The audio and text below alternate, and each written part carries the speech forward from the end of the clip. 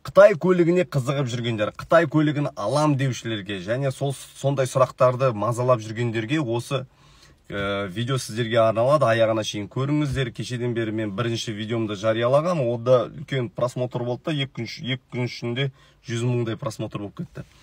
Көп сұрақтар қойылып жатыр. Сол сұрақтардың бәріне қазір жауап беремін. Қытай көлігінің сапасын анықтау үшін үлкен басты қатырудың керегі жоқ, үлкен білімде керек жоқ. Бірінші мына сұраққа жауап беріңіздер. Машина неден жасалынады? Темірден жасалынады. Ал Қытай қандай мемлекет? Ол темірді импортировать ететін мемлекет. Темірді сатып алушы мемлекет. Сататын емес, сатып алушы. Ол Қазақстан, Россия сияқты пайдалы қазбаларға бай мемлекеті емес. Сол себептен олар мына жақтан даже темірді сатып алғанның өзінде одан сіздерге машина жасамайды. Олар оған космический бірдеңелер жасауы мүмкін, техникалар. Олар өздерінің военный техника жасауы мүмкін. Но сізбен біздің тебейін деп жүрген қытайский машиналарымызды оларына біз темір өткіземіз ғой далада. Алюминий аламыз, темір аламыз. Сол темірлерді қабылдады, солар Қытайға кетеді.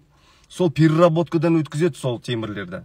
Ана соғыстан қалған техникалар бар, анау жүрмей жатқан газ-53-лер бар, солар бәрін сатып алады да, соны переработкадан өткізіп, содан машина жасайды, анасын жасайды, мынасын жасайды. Ал переработкадан өткен железо, ол өзінің годами свойствосын теряет. Почему арматураны, ана стоптың ішіндегі арматураларды настройкаға пайдаланба дейді? Потому что оның свойствосы теряется годами. Поэтому олдай машина сапалы болмайды. Солны ұғу керек.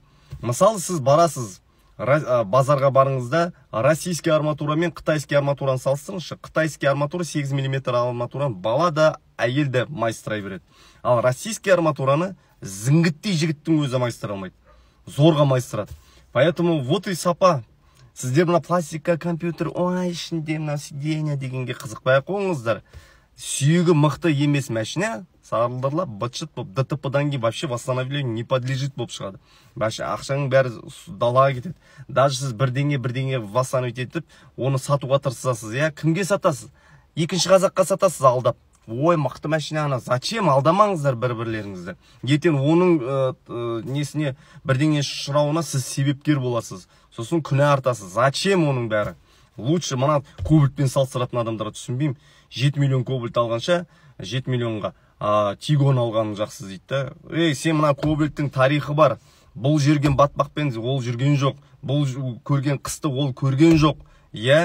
Бұның өзінің тарихы бар ғой. 2014-тен баса бұның бүкіл нәрсесі, бұның ауруынан шейін білеміз біз деген.